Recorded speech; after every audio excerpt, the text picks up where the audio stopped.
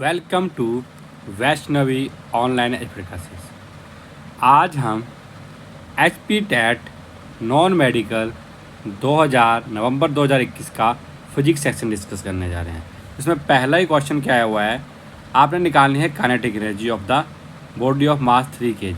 मास दिया हुआ है, हमें पता है काइनेटिक एनर्जी जो होती है वो होती है P²/2m। अब मास दिया है 3 kg और मोमेंटम दिया है 2, तो 2 मतलब 2 गुना 2 2 का स्क्वायर हो गया।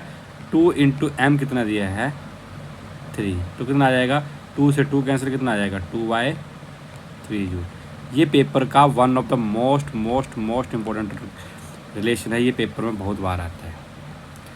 आगे आपको पूछा हुआ है एक बॉडी है, उसका मास जो है वो 100 ग्राम है, मास 100 ग्राम और वेलोसिटी दी है मीटर पर सेकंड में, तो मोमेंटम निकालना है। तो वो P जो होता है वो होता है मास इंटू वेलोसिटी। अब देखिए जो मास होता है वो क्या दिया है, ग्राम में दिया, इसको किलोग्राम में कन्वर्ट करना पड़ेगा, तो 100 को क्या किससे डिवाइड कर दो 1000 से, इंटू वेलोसिटी कितनी दी है 15 मीटर पर सेकंड, 2 जीरो से 2 जीरो कट गई, पत के गया 1.5 किलोग्राम मीटर पर सेकंड, तो आंसर क्या होगा सेकंड वाला। आगे पूछा है what is the ratio of CP divide by CV। CP और CV जो होती है वो मोनोटॉमी के लिए क्या होती है, डायाटॉमी के लिए क्या होती है, ट्रायाटॉमी के लिए क्या होती है। मोनोटॉमी के लिए कितनी होती है,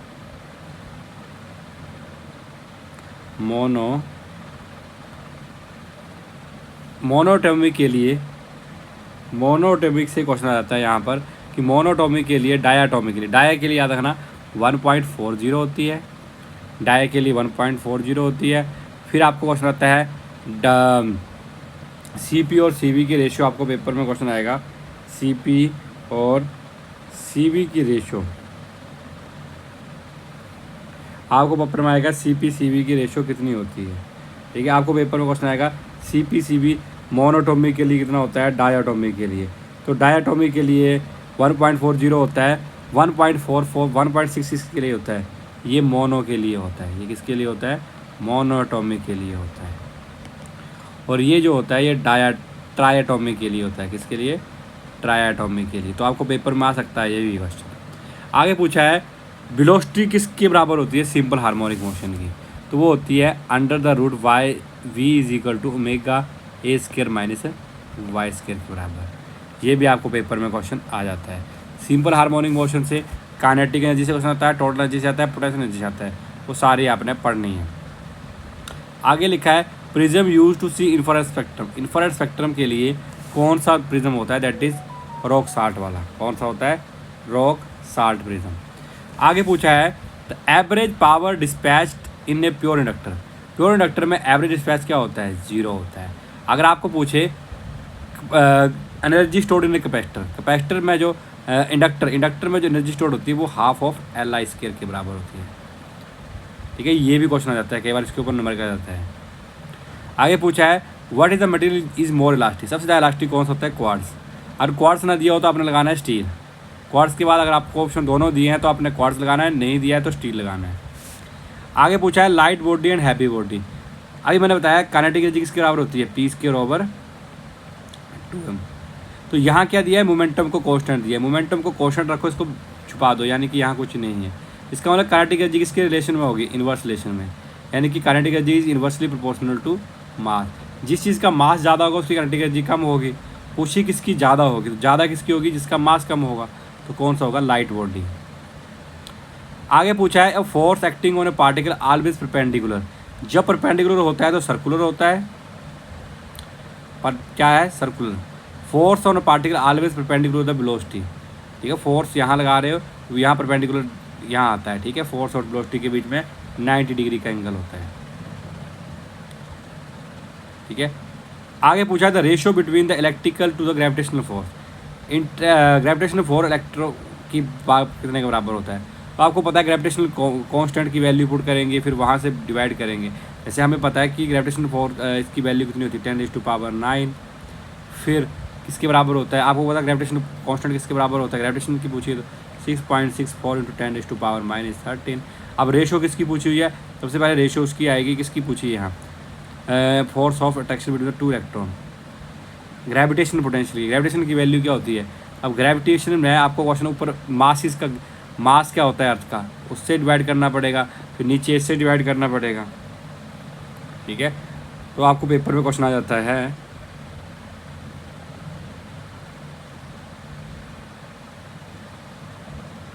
आपको पेपर में क्वेश्चन आएगा,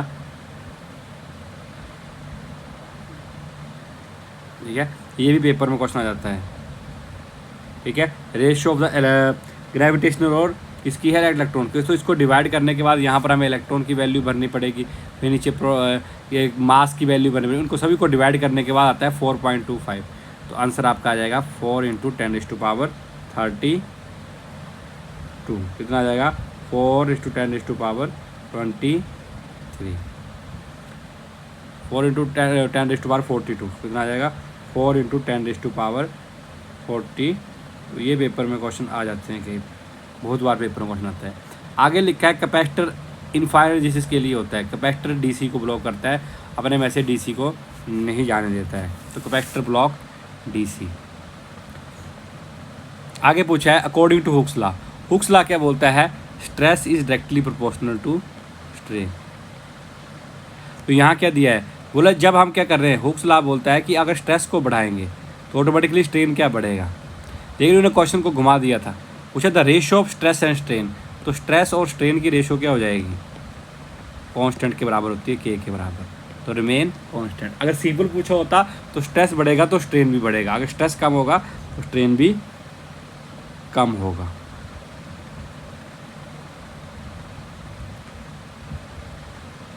ठीक है, अब जैसे यहाँ पूछ रहे हैं, अगर आपको किसी को वैल्यू पुट करनी तो यहाँ पुट कर सकते हैं, ऐसा कुछ नहीं है, इसमें कर देते हैं।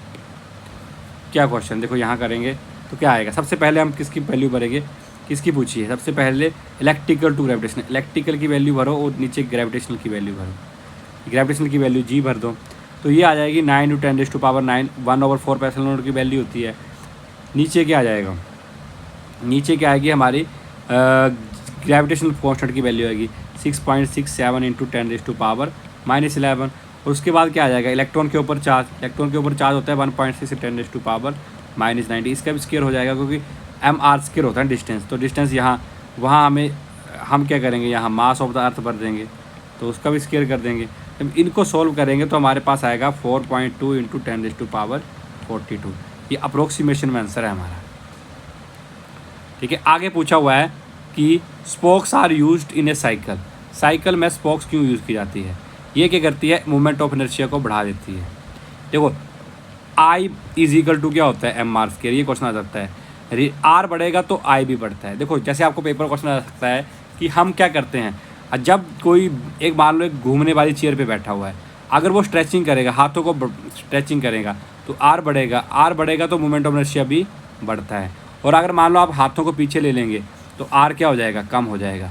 याद रखना, R अगर I कम होगा, I is inversely proportional to omega होता है। यहाँ से क्वेश्चन लगता है ओमेगा क्या होती है? Angular velocity. अगर I कम होगा तो एंगुलर वेलोसिटी ज़्यादा हो जाएगी, और एंगुलर वेलोसिटी कम होगी तो I ज़्यादा हो जाएगा। ये याद रखना, ये पेपर में क्वेश्चन आ जाता है, बहुत बार क्वेश्चन आता है। इस बार भी पेपर में जो 2023 का पेपर हुआ था वहाँ भी डाला हुआ था यहाँ। आगे पूछा है if the mass of the body on the on the surface of earth what will be the mass of the same body on the moon. Moon पे मास चेंज नहीं होता है, वेट चेंज होता है। हम जल्दी में कहते हैं m/6 करते हैं, m mass does not change, तो आंसर क्या आएगा? ए। आगे पूछा है रेन ड्रॉप जो स्फेरिकल किसकी वजह से होती है? वो होती है सरफेस टेंशन की वजह से। अब देखो क्वार्ट्ज पूछा है, क्वार्ट्ज क्या है? परफेक्टली इलास्टिक है। वो हार्ट अटैक किसकी वजह से आता है? हार्ट अटैक किसकी वजह से आता है? हार्ट अटैक किसकी वजह से आता है?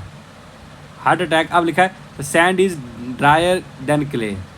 सैंड जो है वो ड्रायर देन क्ले होती है, वो किसकी वजह से हुआ? तो इसका आंसर क्या आ जाएगा? फर्स्ट, पहले का क्या आ गया? डी। तीसरे का क्या आ गया? ए। पहले का डी और तीसरे का ए किसमें है? पहले का डी इसमें भी नहीं है, पहले का डी इसमें भी नहीं है, तीसरे का ए, तो आंसर क्या होगा? ये वाला। आगे पूछा है दो बॉडीज़ हैं, आपको दिया हुआ है कि दो बॉडीज़ हैं, क्या दिया हुआ है? दो बॉडीज़ हैं ए और बी फ्लोट ऑन वाटर। ए और बी कोई दो बॉडीज़ हैं, वो फ्लोट कर रही हैं वाटर में। ठीक है, तो आपको बोला हुआ है कि with half of its volume, आधा वो मर्ज है। तो इसके लिए याद रखना, इसके लिए क्या होता है, इसके लिए याद रखना बियॉन्ड फोर्स, बियॉन्ड फोर्स जो होती है, बियॉन्ड मतलब जो ऊपर को फोर्स लग रही है, बियॉन्ड फोर्स यानी कि आप मान लो वो एम जी के बराबर होती है। अब आपको पता है एम किसके बराबर होता है, देखो डेंसिटी दी है, तो डेंसिटी क्या होती है, मास पर यूनिट वॉल्यूम। तो अभी मास किसके बराबर हो जाएगा, density into volume into density. अब देखो क्या करना है, हमने डिवाइड करना है। अब देखो पहले का फोर्स मान लेते हैं F1 मान लेते हैं, इसको F2 मान लेते हैं। तो वॉल्यूम क्या है यहाँ पर, अब वॉल्यूम इंटू डेंसिटी इंटू जी हो जाएगा, और यहाँ भी वॉल्यूम इंटू डेंसिटी इंटू जी हो जाएगा। अब ये तो कांस्टेंट होती है, डेंसिटी तो वाटर की जैसी होती है, तो ये चेंज होगी नहीं। तो हमें क्या करना पड़ेगा, अब यहाँ पूछा है कि डेंसिटी का रेशो, ठीक है, अब डेंसिटी का रेशो पूछा हुआ है, ठीक है। तो हम क्या करेंगे, अब वॉल्यूम का रेशो को डिवाइड कर देंगे। अब देखो वॉल्यूम चाहिए, वॉल्यूम कितना है यहाँ पर, half of the volume is क्या दिया है, हाफ ऑफ द वॉल्यूम क्या दिया हुआ है, इमर्ज किया हुआ है। अब हाफ ऑफ द वॉल्यूम दिया हुआ है, तो हम क्या करेंगे, ठीक है, अब क्या करेंगे हम, अब टोटली क्या कर देंगे, दोनों की डिवाइड कर देंगे डेंसिटी को, तो ρ1 ओवर ρ2 हो जाएगा। किसके वॉल्यूम क्या है इसका, ठीक है, वॉल्यूम इमर्ज हुआ है, तो वॉल्यूम क्या हो, वॉल्यूम से वॉल्यूम कट जाएगा। लेकिन मैंने यहाँ गलती कर दी, यहाँ रो था और यहाँ कितना था डेंसिटी। अब 2/3 किया उन्होंने, तो यहाँ क्या कर दो आप, पहले क्या था 1/2 और नीचे क्या था 2/3। तो इसको काटेंगे तो कितना आएगा, सिग्मा ओवर सीमीटर 2 इज इक्वल टू 1/2 इंटू 3/2 कितना आ जाएगा 3/4। तो आंसर क्या आ गया 3/4। ठीक है, कोई चीज़ डूबती है तैरती तभी है जब उसके ऊपर बियॉन्ड फोर्स क्या होती है, इक्वल होती है। बियॉन्ड फोर्स क्या होती है, इक्वल होती है। तो बियॉन्ड फोर्स से ही इसका आंसर निकलेगा। आगे पूछा है बोहर्स मैग्नेट्रॉन किसके बराबर होता है, ये गलत था, EH ओवर 4πm के बराबर होता है, EH ओवर 4πm के ऊपर।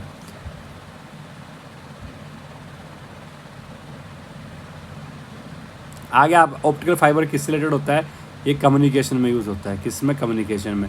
और लाइट का कौन सा फिनोमेना होता है, तो ये भी याद रखना, लाइट का फिनोमेना होता है इसमें टोटल इंटरनल रिफ्लेक्शन।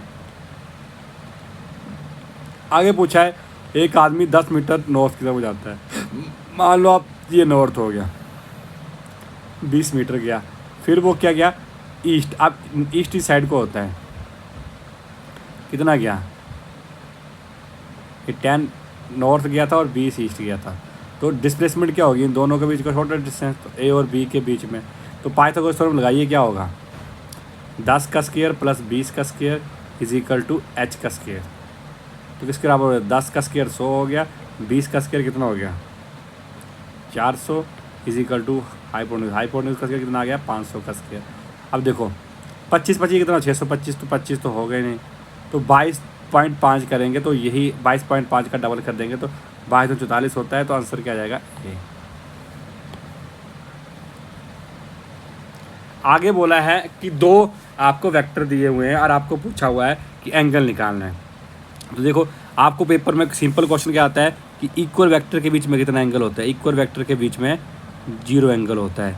अगर नेगेटिव वेक्टर पूछा होगा तो इसमें कितना होता है 180 डिग्री होता है। क्या होता है 180 डिग्री होता है। दूसरा आपको पेपर में क्वेश्चन क्या आएगा, अब देखो a प्लस बी है, तो इसमें दोनों साइड स्क्वायर कर दो, a का स्क्वायर प्लस b का square plus 2ab cos of theta. यहाँ कर दो a square plus b square plus minus 2ab cos of theta. तो ये से कट गया, ये से ये कट गया, ठीक है, ये माइनस का 2 हो गया, तो कितना आ जाएगा 4ab cos of theta is equal to 0। तो ab कॉस थीटा किसके बराबर आ गया 0। तो कॉस 0 कितने पे होता है, कॉस 0 होता है 90 डिग्री पे। तो आंसर आ गया 90। आगे पूछा है which of following determine the nature of path, कि पाथ कैसा होगा पार्टिकल का, वो क्या कौन डिसाइड करता है, वो करता है स्पीड और क्या कहते हैं एक्सेलरेशन। आगे पूछा है when A particle executing first half, और ये पेपर का मोस्ट रिपीटेड क्वेश्चन है। इसको निकालने के बड़े बड़े तरीके हैं, लेकिन जनरल तरीका याद रख लो कि हाफ और हाफ वाला आ जाए तो आपने निकालना है twice of v1 over 2 twice of v1 v2 over v1 plus v2। अगर मान लो 20 की स्पीड से हाफ डिस्टेंस कर रहा है, आपको पेपर में दे दिया कि 20 की डिस्टेंस से हाफ कर रहा है, 30 की डिस्टेंस से ज़्यादा कर रहा है, तो आप क्या करना है 2 into 20 into 30 divide by 20 plus 30। तो कितना आ जाएगा 20 इंटू 30 ओवर कितना आ जाएगा 30 और 20 कितना हो गया 50। 5 से 5 काटेंगे, 5 से 4 20 हो गया, 4 5 20 20 से यहाँ 60 किलोमीटर पर आवर की स्पीड हो गई। ऐसे भी आपको पेपर में आ जाता है। आगे लिखा है the reason of shining of air bubble in water. Water के अंदर एयर बबल किसकी वजह से होता है, दैट इज टोटल इंटर। ये बहुत इंपॉर्टेंट क्वेश्चन है। आगे पूछा है watt hour meter. Watt hour का जो मीटर होता है वो किसका क्या मेजर करता है, वो इलेक्ट्रिक एनर्जी के यूनिट होते हैं, क्या होते हैं, इलेक्ट्रिकल एनर्जी के। करंट के क्या होते हैं, एम्पेयर। पावर के क्या होते हैं, वाट, और हॉर्स पावर भी होता है। आपको क्वेश्चन आता है एक हॉर्स पावर कितने वाट के बराबर, 746 वाट के बराबर होता है। आगे पूछा है 1 टेस्ला कितने के बराबर होता है, 10⁻⁴ गोस के बराबर। अगर आपको 1 गोस पूछेगा तो 10⁻⁻⁴ टेस्ला के बराबर। 1 न्यूटन पूछेगा 10⁵ dyne, and 1 newton is equal to 10⁵ dyne, और 1 जूल इज इक्वल टू 10⁻7 अर्ग। ये भी आ जाता है पेपर। आगे पूछा है the bottom of the container is filled with liquid appear to be slightly raise. यानी कि पानी में कोई चीज़ भरा होगा तो वो हमें उभरा हुआ नजर आता है, that is refraction of light. और क्या होता है इसमें, that is twinkling of star. आगे पूछा है वेव नेचर को, wave can not be travel in a vacuum. जितनी भी इलेक्ट्रोमैग्नेटिक वेव है, यूवी, एक्सरे, रेडियो वेव, ये ट्रैवल कर जाती है, लेकिन इसके लिए इंफ्रासोनिक के लिए मीडियम की जरूरत होती है। ये जो साउंड वेव होती है वो बिना किसी मीडियम के ट्रैवल नहीं कर पाती है। तो आंसर क्या हो गया, इंफ्रासोनिक। अगर आपको क्वेश्चन आता है what is speed of light sound in a vacuum, तो वैक्यूम में 0 होती है। आगे पूछा है a wire of 1000 ohm L is increase to twice of its original length. अब सिंपल ट्वाइस किया होगा, मान लो ऐसा सकता है एक वायर थी 1000 हो, एक और लगा दी तो क्या हो जाएगी 2000। अगर ऐसे पूछा होता कि इसको खींच के किया होगा तो वो 4 गुना होनी थी, तब आंसर 4000 आना था। आगे पूछा है the velocity of light in a medium is this. Mu is equal to क्या होता है, speed of light in air और speed of light in medium. अब देखो म्यू किसके बराबर हो गया, 1.5 इंटू 10⁸ नहीं, ऊपर क्या हो जाएगा, ऊपर लाइट की वेलोसिटी होगी 10⁸, नीचे क्या गया 1.5 10⁸, तो ये कट के 15 दूनी कितना हो गया 30, यानी कि 2। आगे क्या पूछा हुआ है, आइसोथर्मल प्रोसेस में क्या कांस्टेंट होता है। आइसो मतलब सेम और थर्म मतलब टेम्परेचर। प्रेशर में पूछा होगा तो वो कौन सी होती है, आइसोबारिक। एडियाबैटिक में हीट कांस्टेंट होती है, ये भी पेपर में आ सकता है। Thank you for watching this video.